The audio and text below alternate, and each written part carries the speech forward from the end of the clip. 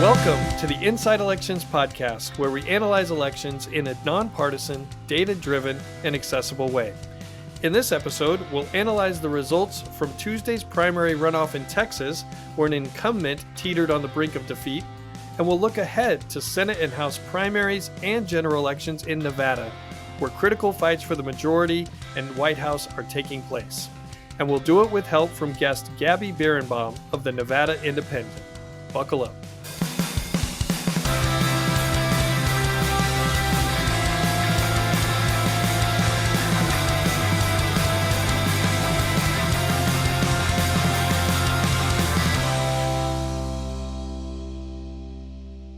I'm Nathan Gonzales, editor and publisher of Inside Elections, the go-to place for nonpartisan analysis for 40 years.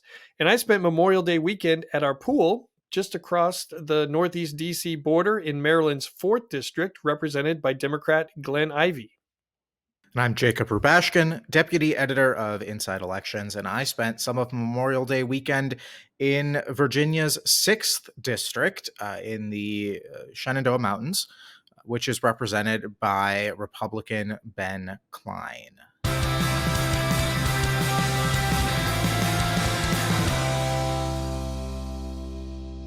Jacob, what happened this week in Texas? So we had a nail-biter of a Republican primary runoff in Texas's 23rd district. This is a sprawling West Texas district that kind of begins just outside of El Paso in West Texas and goes all the way down the Rio Grande. It's one of the largest districts by geography, I believe, in the country, certainly a non-at-large district. It's represented by Republican Tony Gonzales. Now, Gonzales had taken a few votes that had really angered some conservatives and grassroots activists in his district over his 3 or so years in Congress. He faced a challenge in this runoff from Brandon Herrera, who is a YouTuber and a gun manufacturer.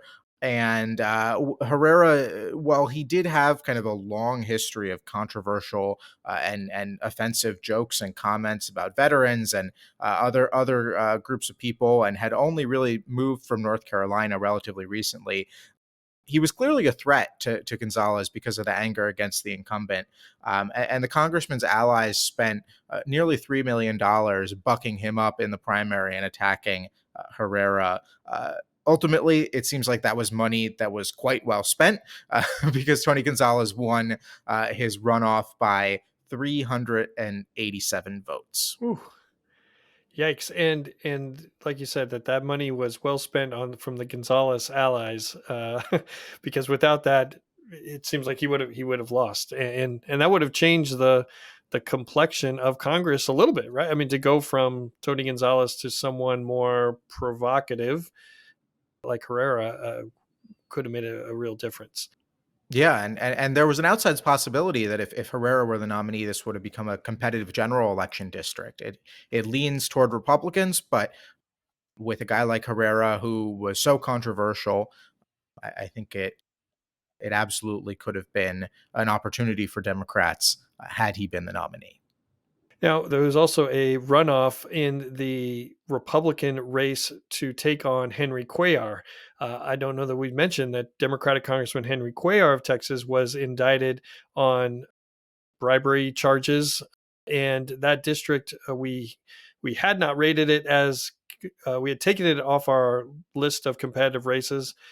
Now we've added it back on, but now at least Republicans have a challenge. Or what are the prospects for Republicans in that race here initially? Slim, but it doesn't help Cuellar that he is under indictment, that there have been kind of damaging stories coming out about his family and kind of potential allegations of corruption there. This is a district that it still leans Democratic, but has been zooming toward Republicans over the last couple of election cycles. Cuellar performed better than any other Democrat here in 2022. He's clearly got an appeal. But if he's convicted, of these charges, there's going to be tremendous pressure for him to resign. And if he doesn't resign, there's going to be a movement to expel him, I'm sure, if he's convicted. And I think Democrats would be hard pressed to win this district in a special election anytime soon. And sticking with Texas, there was another consequential runoff. State Rep Craig Goldman won the GOP runoff in the Fort Worth area in the 12th district. This is the race to replace longtime Republican Kay Granger. He's the 20th House candidate we've added to our likely new members list. This is a list we've been publishing in the newsletter.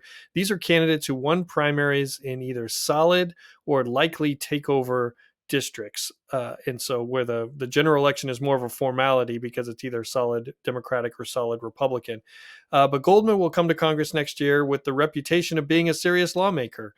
I would encourage you to check out episode 17 of the podcast, where we had Fort Worth native Abby Livingston talking about this race and others, but she talked about Goldman and more of his background. But yet another example of that primaries matter, including electing a member of Congress. But let's move on. Let's move on to our big segment.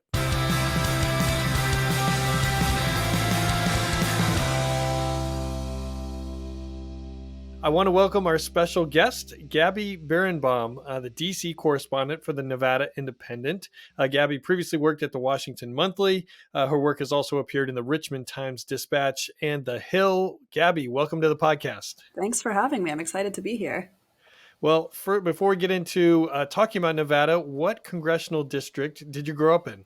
I am from one of the boringest congressional districts, I think, in the country, which is VA08, which is Arlington, Virginia, where I'm from, in Alexandria. It's D+55 in the last presidential election, so not the most competitive elections, as you can imagine. But what we lack in competitiveness, we make up for in the fact that I think we're probably the district most affected by government shutdowns. So good little Congress angle for us there.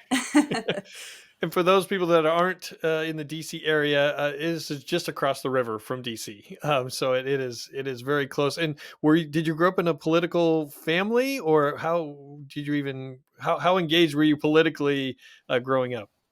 I think, and Jacob, you're from the other side of the river, right? You're from Montgomery County, Yes. so I feel like Yes. just being from the area, I feel like everybody's always talking about politics in one way or another. Whether it's a lot of people work for the federal government. A lot of people just get involved in elections. I remember my parents, when I was 9 years old, my parents had a party for a presidential inauguration and had people over and just to watch it on TV. So I think pretty standard experience. Yeah. That's a classic DC area experience that I think we all shared. Yeah. And growing up, how did you pronounce Nevada? And did you know that it was such a polarizing subject? When I was interviewing for my current job, that was the first thing I looked up, and I watched multiple YouTube videos to make sure that it's Nevada, not Nevada. And they get very upset if you get it wrong, including sometimes in congressional hearings. The senators will get really mad if a witness that they already don't like mispronounces it. They'll snap at them. So that's good. And I guess he's your boss, right? John Ralston, very particular. He will call people out as well. So yeah. If you offend the We Matter state, as he likes to call it, you'll hear from him. So yeah, I like how every kind of jurisdiction has a name. I guess in this case it's the name of the state, but that if you're not from there, you don't know, you're gonna mispronounce it, and it's a very easy way of figuring out. In Maryland, it was always Bowie, right? People look at Bowie and they say Bowie if they don't know. In Virginia, it's Norfolk. The David. Yeah. Yeah, it's true. Every state has their thing that shows if you're an insider or an outsider, which is funny about Nevada because a lot of people are not from there who end up there. So, but that's, I guess, the first thing you learn. Well, they hand you the packet when you cross the border. Yeah. Yeah. And being from Oregon, it's usually the Willamette Valley. You get all sorts of Willamette. It's just sort of a disaster. So, all right. Well, let's dive right in.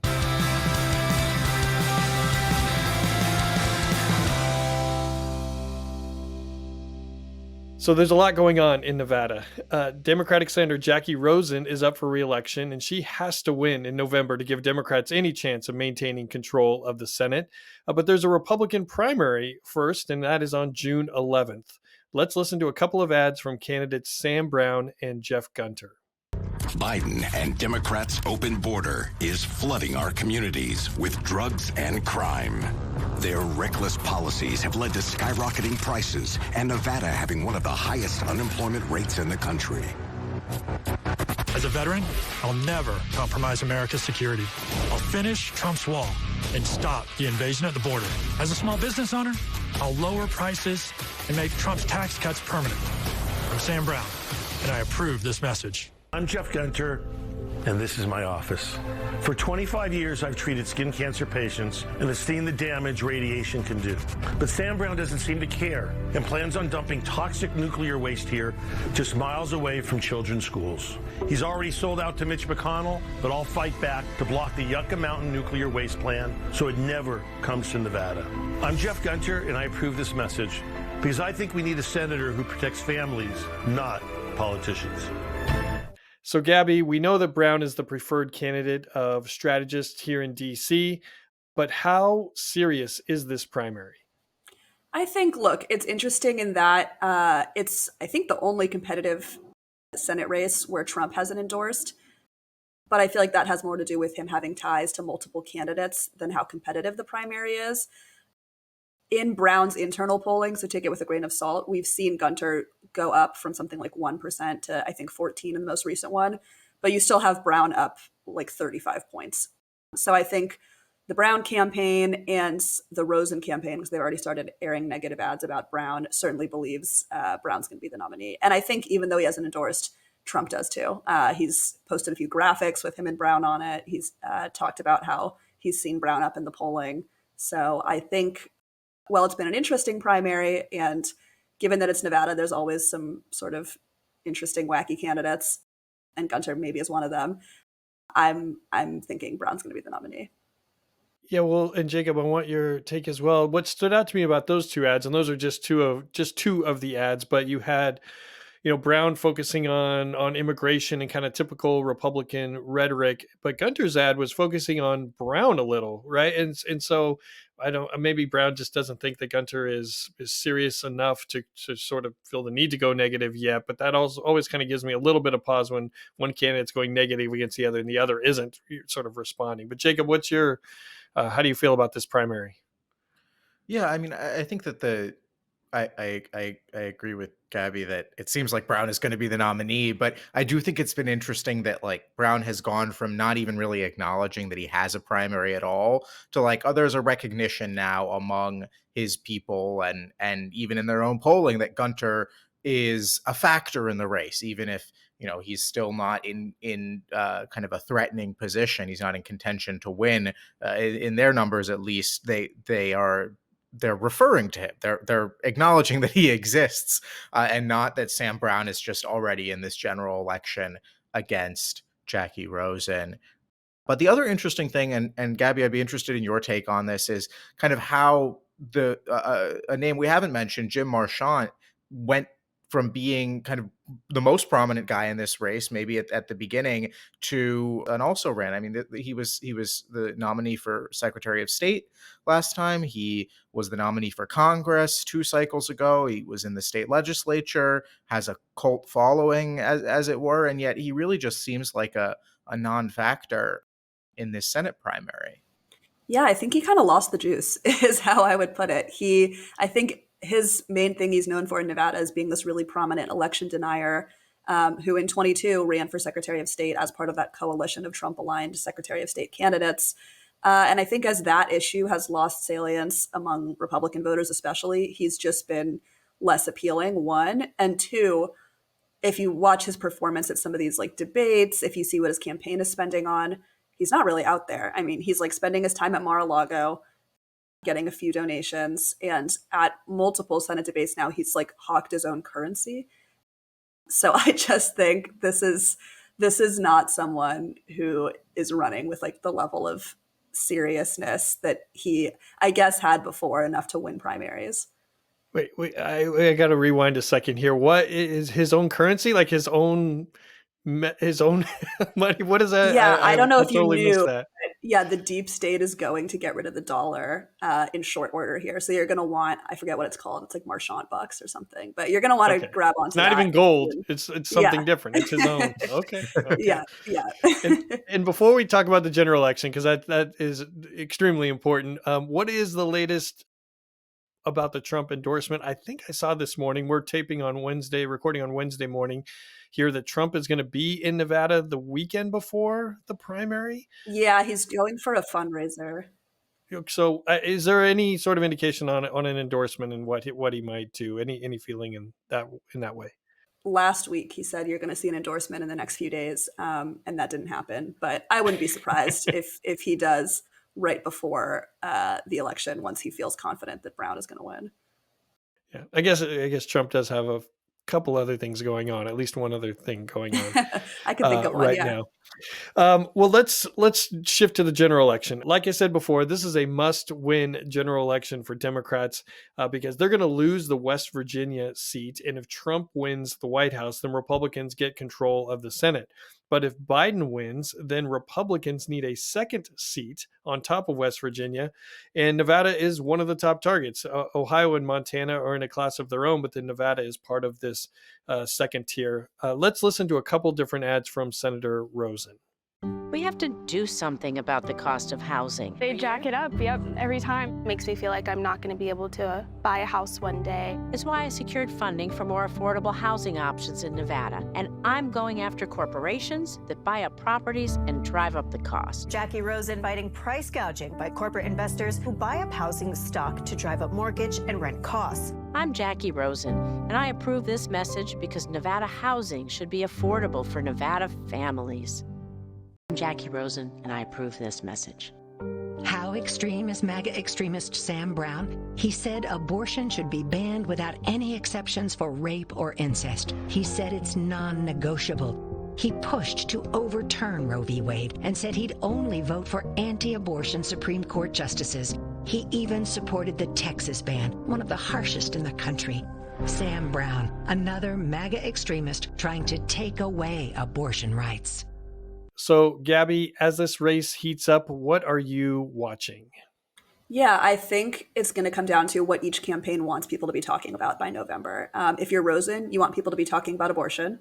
You want people to be talking about how Brown is, like you said, a MAGA extremist, Trump aligned, everything like that. But I think also the fact that she's running already talking about cost of living stuff, I think is an acknowledgement that that's something that Democrats are going to have to engage on. And that was something that Senator Cortez Masto did in the 22 cycle. She was considered the most endangered senator then, Democratic senator, and hung on to her seat. And it was a race where the margin was less than a point. So, you could point to a million reasons as to why she won. But her campaign sort of believes that leaning in on inflation, talking about high cost of gas, groceries, et cetera, and sort of shifting the narrative to be about corporate greed rather than Democratic spending policies from the 117th Congress was part of the reason she was able to win. And so I think you see Rosen sort of using that playbook, talking about cutting down the cost of housing through a few bills she has in the Senate and hoping that, voters feel like she's working on those issues and not creating them. And what is the sense? One of the other dynamics with this race is that President Biden is struggling in Nevada, right? It appears, in looking back, that the cycles when Republicans have done well have been in midterm cycles, and Democrats do well in presidential cycles. But that looks like it's a little bit different because Biden is struggling across the South and in the Sun Belt. So, do you have your own diagnosis about why you think President Biden is struggling and potentially making things more difficult for Senator Rosen? Yeah, I mean, I think Nevada, people think of it maybe as, oh, it's a blue state because it hasn't voted for a Republican in a presidential election since George W. Bush in 2004. But a lot of that more so has to do with just like the strength of the Reid machine, it's called there, the party machine that Harry Reid built that outlives him. That's just really superior organizing on the ground, superior coalition building, everything that goes into, the business of winning elections.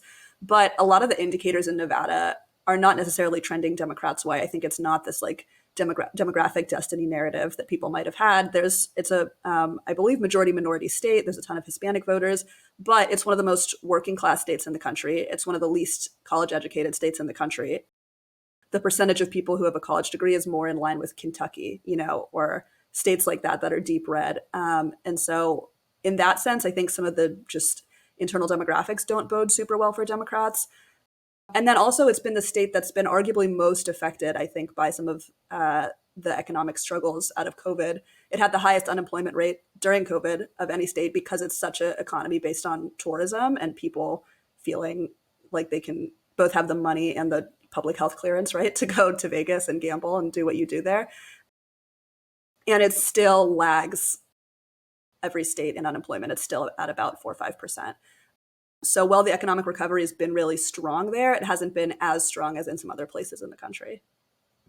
And since you brought up the Reid machine, I am always kind of so curious. We're 2.5 years since Senator Reid passed away. Obviously, he was not as involved in the politics in kind of at the end of his life. He was busy talking to John Ralston about the book. What is your sense of how the Reid machine has kind of persisted? I mean, is it still as fearsome and dominant as it was when he was alive and around? Has it weakened? Has it gone through changes? I'm just curious, as we've seen the state become more open to voting Republican potentially, how much of that is about kind of Republican gains with non-college educated voters, with Hispanic voters, and how much of it is about the Democratic machine just not being as strong as it once was? I mean, so I think we saw some of the differences within the party he was able to paper over while he was alive sort of spilled out after he passed. You had Bernie Sanders aligned, more socialist Democrats overtake the state party in 2021. Immediately, all the people who were involved in the Reid machine pulled all the money out of the state party, made a shadow organization up in Washoe County where Reno is, and basically shadow ran the state, had an outside state party that did a lot of the campaign work for the Cortez Masto campaign for the House races. And Democrats still won every race but the governor's race in 2022. So they won all the federal ones. They lost the governors. They were the only state in the country that had a blue to red gubernatorial flip. So I think, mixed results there, but they retook the state party over. I think they think that gives them a little more of an advantage this cycle, that it's easier to say when you're going up to voters, hey, I'm with the Nevada Democratic Party, than, hey, I'm with this like weird shadow organization called Nevada Democratic Victory. Like, do you want to volunteer with us? But I think that ground game is still really strong, especially in September. You'll have the Culinary Union, which is the big union of the hospitality workers. They're one of the most, I think, powerful political organizations in the country. They'll start knocking doors. They knocked 1 million doors in 2022. So that's a really powerful part of that sort of machine that Reid built. And you'll have just a lot of effort on the ground that, as of now, the Trump campaign really has very little presence on the ground in Nevada. And so I think it's a question of, can Democrats out-organize some of these Republican trends, or will any of these trends in polling change? Because even the polling that we've had in Nevada is so disparate from one week to the next. You'll have Trump plus 12, and then you'll have it's even the next week. So it's hard to tell exactly what is going on. And usually, I think the Nevada Independent has its own polling, right, to help us navigate what actually is going on. What actually is going on there? You mentioned that the lack of a Trump ground game. From what you know, how different is that from 2020 and even 2016? I know that was almost ancient history, but was there a robust Trump campaign on the ground that you were aware of, or is this just kind of status quo for that? Yeah, I mean, it predates my time covering the state, but from what I understand, in 2020, there was a pretty engaged team there. And in 2016, I've talked to some of the people who were involved in both of those efforts. Those were, smart, seasoned operatives. And both times he came within 2 points. So, he came closer than Romney or than McCain, certainly. And so I think they're definitely much slower to start than they were certainly in 2020. And Nevada was a place in 2022 that we've talked about that did split its ticket, right? Voting for the Democratic senator for re-election and voting for a Republican for governor. How much of that do you think was intentional in the minds of voters? Like, oh, we need to split our ticket, or just sort of that's how it shook out? You had two competitive races. One ended up with a Democrat on top. One ended up with a Republican winning. Yeah, I think it's a small enough state that people still feel connection sometimes to their elected officials. I think there's people who wanted a change at the governor's level who were upset about shutdowns and what Governor Sisolak at the time did with the gaming industry, the tourism industry, in the name of public health, right? That they didn't harbor that same, I think, resentment towards Senator Cortez Masto, who also has a very involved constituent services operation, who makes a point every year, sort of like Harry Reid did, to go to these rural counties and talk to ranchers and cattlemen and people who might not vote for her, but really know her out there. And I think also some of it was, and again, we're talking about 1-2% of people who split tickets, but some of it was a protest vote, I think, against Adam Laxalt, who has run multiple times in the state. He was the attorney general, but he ran for governor and lost previously. His grandfather was Paul Laxalt, was the first friend of Ronald Reagan and a former senator from Nevada. But Adam Laxalt grew up in the DC area, like me and Jacob. He, sort of, I think there was a sense that he went back to Nevada to pursue this political career. And he didn't make much of an effort to reach out to independents. His strategy was that if we turn out the Republican base as much as possible, we can win. And as it turned out, there just wasn't perhaps enough of a Republican base. And after the Roe decision came out, and there was an audio recording of him saying that it was something like the worst decided case in the history. He called Roe a joke. That's what it was. I think, people cared about that. Nevada's a very libertarian state in a lot of ways. They're cool with abortion. They're cool with guns. I mean, they're cool with easy marriage, easy divorce. That's kind of, right, the whole Vegas thing. So people care a lot about abortion there. And that can make an impact this cycle as well, because it's looking like there's going to be a ballot effort that's going to be successful to enshrine abortion rights in the state constitution, and that'll be on the ballot this fall. And so Democrats, I think, are really looking at that as a way to juice turnout. And do you have a sense of, between the two senators, two Democratic women, Jackie Rosen and Catherine Cortez Masto, who has the sort of larger profile? Because I feel like whoever is not up this cycle, Republicans will say, oh, well, if Rosen's up, it's like, well, she's no Catherine Cortez Masto. Or if Catherine Cortez Masto is like, well, she's no Jackie Rosen. Like, they just switch depending on in comparison, in comparing them. But who has sort of the bigger profile between the two of them? Yeah, it's hard to say. I mean, like the polling last year, right, showed Cortez Masto with much higher name ID, but she just ran in this like really expensive race where everyone was seeing her ads constantly. So I think Rosen is like building that. Rosen was a political newcomer when she served one term in the House and then knocked off Dean Heller, the Republican at the time, for Senate. Cortez Masto was the attorney general. She was the chief of staff to the Democratic governor in the late 90s. She's been in the Nevada political scene for a really long time. But it's also a super transient state, right? So people come and go a ton. There's a ton of people moving in from California. And so every election cycle, even for the House members, but really for senators, you have to reintroduce yourself because like a third of the electorate is not the people who were in the state last time you ran. So I think even regardless of like their individual reputations, every time a senator runs in Nevada, they're going to have to introduce themselves to the electorate. And it's no exception for Jackie Rosen. So let's shift to the House to end our Nevada discussion. Republicans actually credit Democrats for a good gerrymander, meaning Democrats drew districts that put the three Democratic incumbents, Susie Lee, Dina Titus, and Stephen Horsford, probably out of reach under normal political conditions. But we may not be having an election under normal political conditions. Jacob, you've tweeted how Trump would probably need to win Nevada by 5 points in order to make these districts more competitive and reachable for Republicans. And now that doesn't seem as crazy as what it seemed at the beginning of this cycle. Gabby, for you to start this off, when you talk to these incumbents and you see them on the Hill, what is the sense? How worried are they about their reelection chances? I think just the fact that these are competitive districts, they have like a latent sense of anxiety that they probably will every cycle. But I mean, just looking at the outside spending, looking at the candidates, I would expect they're less stressed than they were last cycle.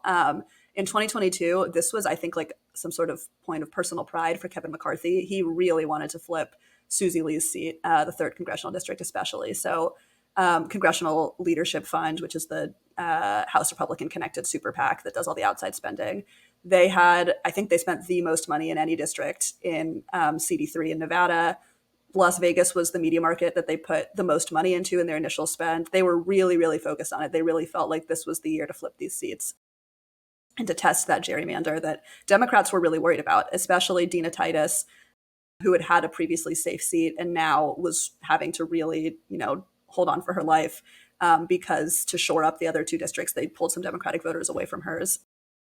So I think they were really freaked out last cycle, but they all won, and they won, I don't know about comfortably, but Susie Lee was the closest one, and she won by 4 points in I think you guys mentioned a Biden +7 district in 2020.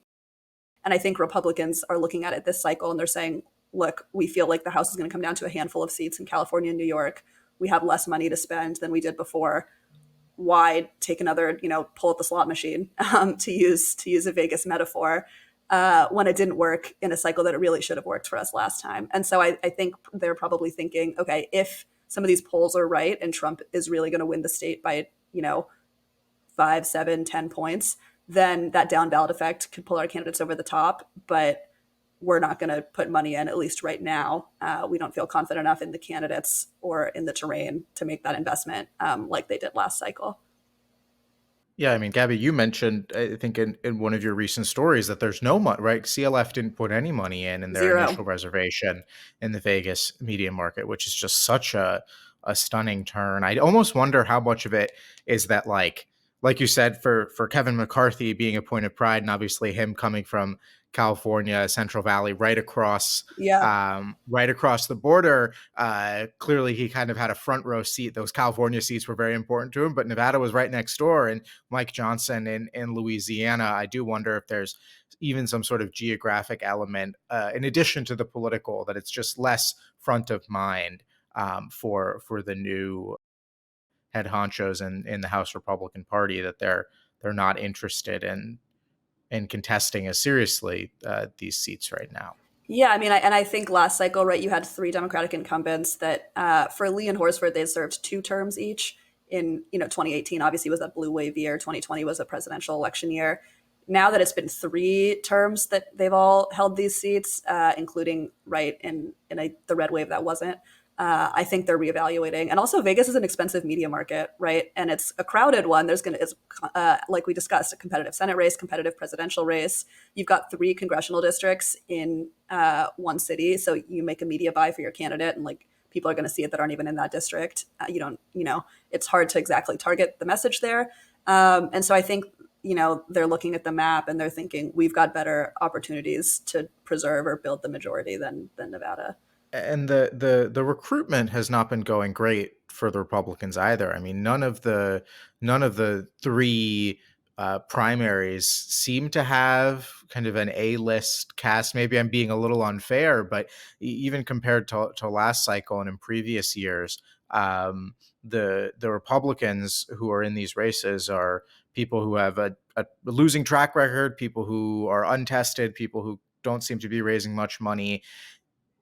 Was there an effort to recruit kind of stronger candidates to run for Congress this time that was unsuccessful, or has that kind of apathy kind of affect who even got into these races to begin with?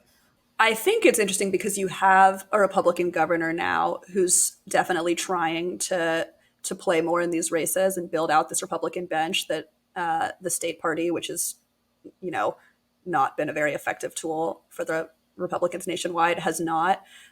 But he's also really focused on making sure Democrats don't get a supermajority in the state legislature. So that's his primary focus. I think his secondary one is trying to get more Republicans federally elected. So initially in that CD3 Lee's district, they recruited a state assemblywoman, Heidi Kasama, who they were excited about. There's also, I think, a sense in Nevada that women candidates are more serious. It's the state that has a majority female state legislature. So they were really excited about her. She ended up dropping out right after New Year's and flipping to go run in the state assembly again, because I think the Republicans, they were worried she was going to lose that assembly seat. And so then his team went in and their recruit that they have is this guy, Marty O'Donnell, who, if you're a gamer, which I'm not, so I didn't know, but I guess he's very famous in the gaming world for being the composer of Halo, the music composer.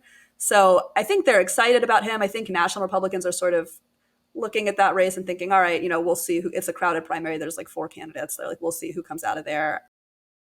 You also have the only guy who's won an election before, or there's two actually between the districts. One is John Lee in Horsford's district. He is the former mayor of North Las Vegas. He used to be a Democrat and he changed parties. And then Dan Schwartz in the 3rd district, who was the state treasurer like a decade ago. So like you said, Jacob, there's a lot of unproven, untested candidates. They're really hoping that there's a lot of self-funders. I think they're hoping that they can just sort of self-fund their way through the general and see what happens. But yeah, I think they were excited about Kasama, the assemblywoman that didn't pan out. And now I think a lot of national groups are waiting and seeing who's going to come through these primaries. But I don't get the sense that they think there's any superstars. So we've spent almost this entire segment talking about how Republicans aren't going to win this, right? Their candidates are, they're not investing the outside money right now. But the question in my mind is how likely is it that if we have this conversation again in September, that we're talking about, oh, these 3 races are vulnerable, right? That they are just, in spite of all the things we mentioned, that these are going to be more competitive. We have them all rated right now as likely Democratic, which for those of you that aren't familiar with our ratings, it's kind of barely on the House battleground. It's closer to safe than it is, or it's closer to solid than it is to toss up.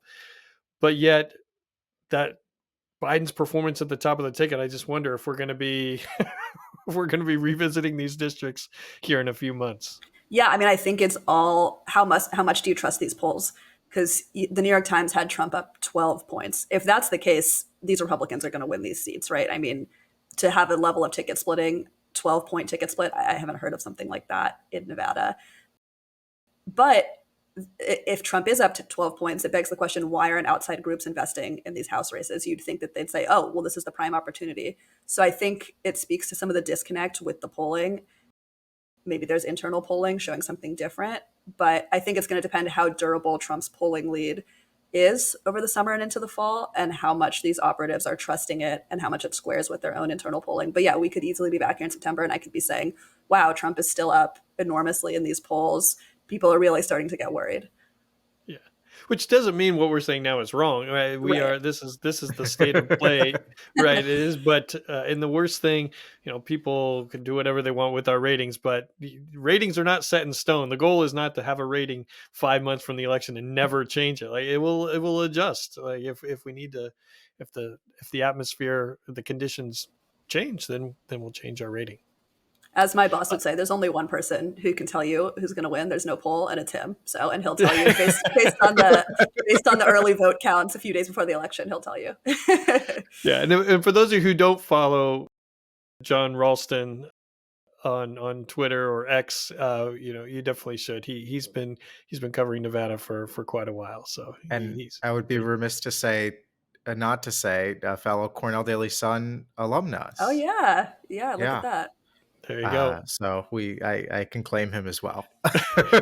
everywhere, taking over. Before we finish, I wanted to ask you, since you are the DC correspondent, when you need to talk to a Nevada member on Capitol Hill, who is the easiest person to find or get a hold of for a quote?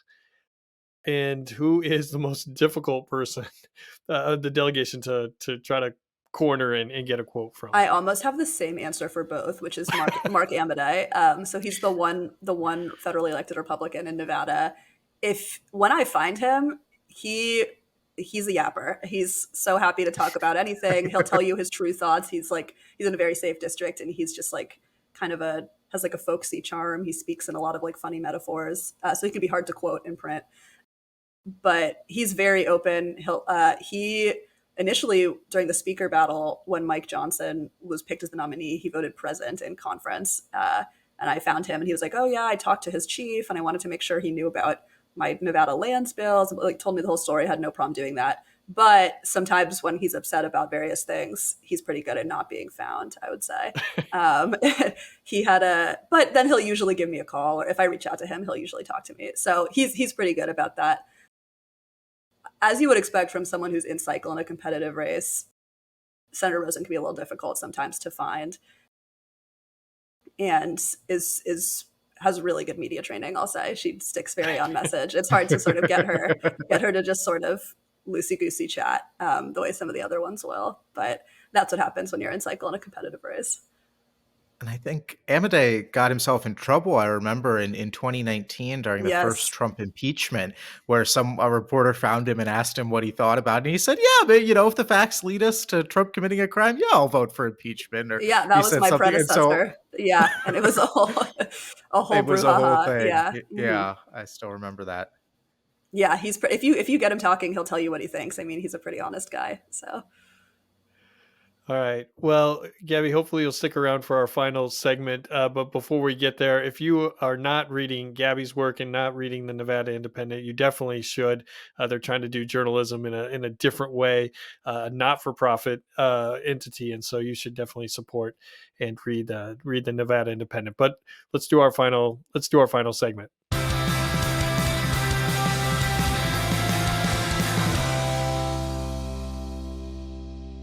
And finally, our last segment, Look What I Found, where we highlight something new that we've stumbled across. It usually is not politics. It's usually anything else, music, movies, food. Jacob, what did you find?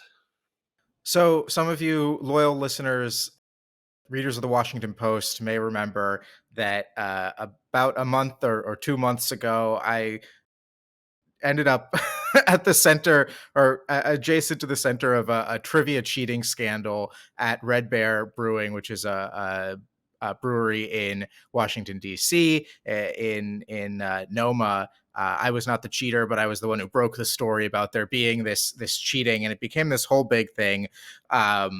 And it was a big story. It died down. I stopped going to trivia because I had another commitment, but I went back one time in the last couple of weeks, and viewers can see the Red Bear plushie up on my bookshelf there, which is a sign of what I won as the champion at Red Bear a week and a half ago. So that is what I found. I found Ursula, the Red Bear plushie, after winning for the first time with my team the trivia at Red Bear. So it was a very nice full circle moment for me after the whole cheating thing went down a couple months ago to get that back there and finally clinch a championship. Get those cheaters out of the way. And so, are you now kind of a celebrity there? I mean, you won, your team won, but do people talk about the story, or is that just now it's ancient history? I think people definitely talked about the story for like the first couple weeks after, like the week after the whole theme of the evening was like scandals. So all the questions were all the categories were scandal themed. The hosts really leaned into it. There was, because like the Washington Post reporter wanted to go like with my team to cover the story. I know NPR did a story about it where they recorded the whole evening. There was local news crews there. It was a really for a couple weeks. It was like I should invoice Red Bear for the publicity, but it was a big thing. I just don't know. I don't think it was ever like, because I don't know, my photo wasn't in it. Like, I'm sure if I had mentioned it, people would be like, oh yeah, that makes sense. But no, I wasn't mobbed by the paparazzi when I walked in.